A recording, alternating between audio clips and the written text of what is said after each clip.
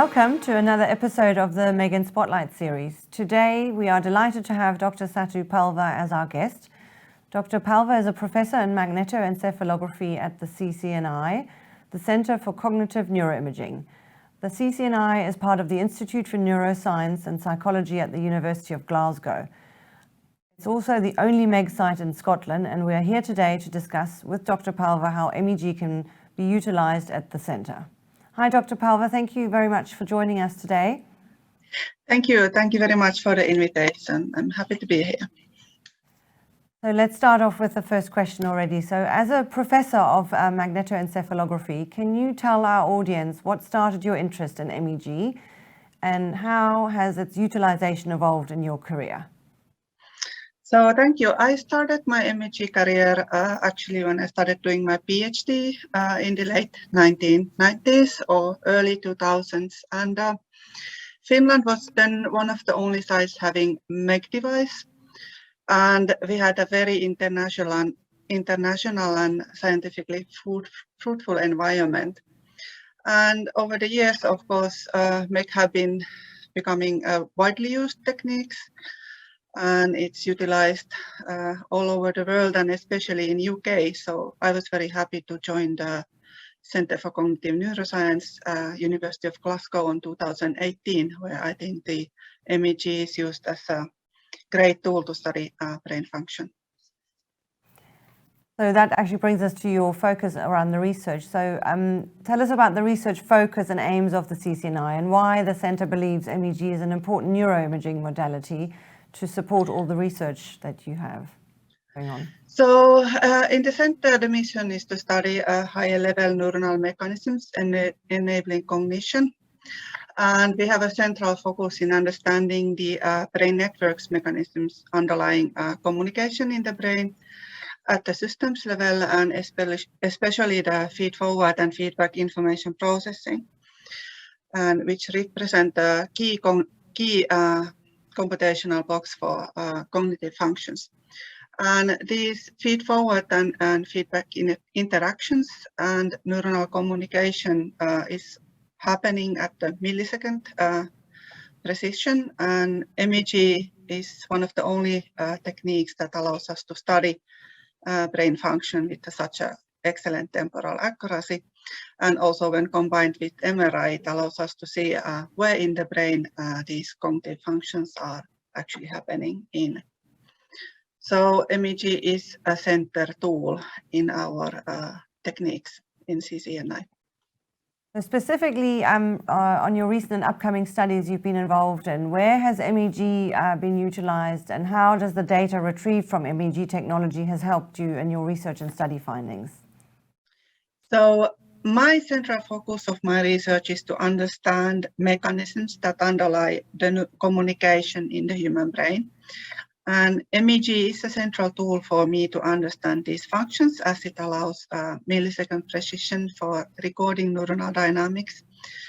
And my research focuses on understanding the role of neuronal oscillations or brain rhythms in coordinating this communication. And we have used MEG to map functional connectivity in the brain or electrophysiological connectivity. And we have resolved how this connectivity is related to several cognitive functions like perception, attention, and memory functions. But in addition to healthy brain activity, my research is also using MEG to understand whether dysconnectivity or hyperconnectivity or aberrant brain dynamics of neuronal oscillations is related to brain disease symptoms in the common brain diseases. And we can use MEG then to gain mechanistic understanding of these functions underlying cognitive deficits and symptoms of these diseases. So we're also interested in how you are utilizing machine learning and computational modeling in research studies involving MEG. Can you tell us a bit more about this? So my research is trying to understand the neuronal correlates of cognitive functions and their deficits by using MEG data. But these studies only provide like correlative evidence for the role of these neuronal features in cognitive functions. and diseases.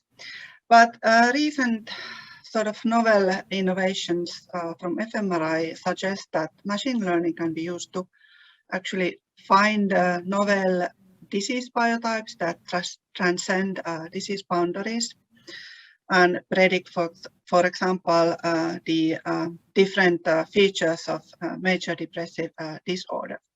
So we have recently received a major project where we are trying to map using MEG neuronal biotypes underlying major depression from MEG data. And we are trying to map a novel feature of these dynamics, so-called neurotypes, that would then predict different features of this MDD and also predict whether different features of neuronal activity would differentially respond to different treatments and predict treatment outcomes. And we are also trying to map whether what are the different biotypes or the neurotypes that would predict the emergence of anhedonic depression. And in addition to this, we are also trying to use machine learning to predict disease biotypes in Alzheimer's disease. And specifically, we are aiming to identify different neurotypes that can then predict the predisposition of the emergence of these later stages of Alzheimer's disease and give better predictability for the sort of for the treatment progression compared to the classical methods based on MRI and psychological testing.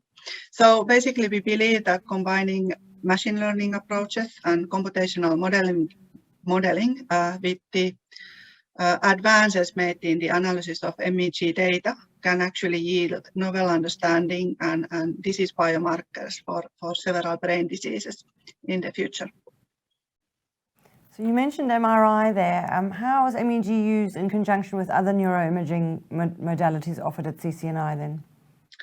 So in CCNi, we are doing multidisciplinary research, trying to understand neuronal dynamics of cognitive functions. And we are combining MRI with MEG, first of all, of course, to obtain source modeling of these measured neuronal dynamics. But we also have a 70 MRI, which we are using for understanding and combining, for example, layer-specific information gained from 7 Tesla with the MEG network analysis. And we can also combine understanding of the functional connectivity networks obtained from fMRI with the functional connectivity network obtained with MEG.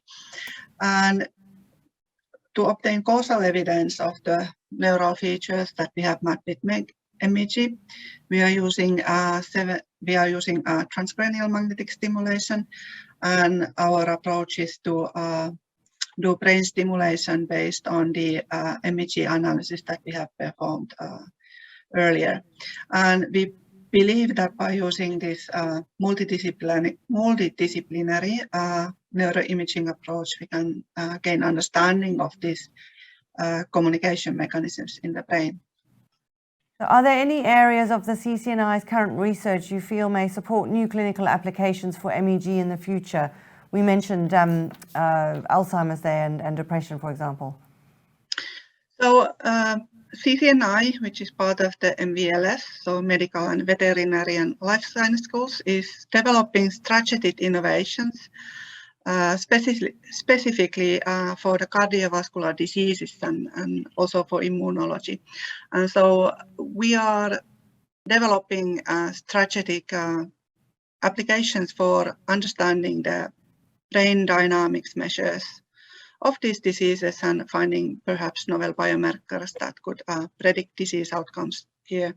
So MEG will play a central role in developing the novel biomarkers and combining the MEG-based information mapping with the other measures, other clinical measures that are related into these brain diseases. So yes, I think MEG will play all the time more and more central role in clinical research in the CCNi in the future. And I actually think that this will extend a lot in the coming years. Oh, that's good to hear. So why is working with MEG a rewarding career path? What advice would you offer researchers looking to enter the MEG field, for example? So I think MEG field is really fascinating because it's one of the only techniques that can provide an online window for brain function. And the field is really moving fairly rapidly forwards. And it is important to keep on the movement and to sort of take into advantage of these novel developments and innovations in the techniques to take most out of these techniques. But I think this is really great. Yeah.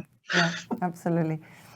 So thank you for speaking with us today. We enjoyed your insights of how MEG is being utilized at CCNi, and thanks again for your time, Satu. I really appreciate it. Thank you very much.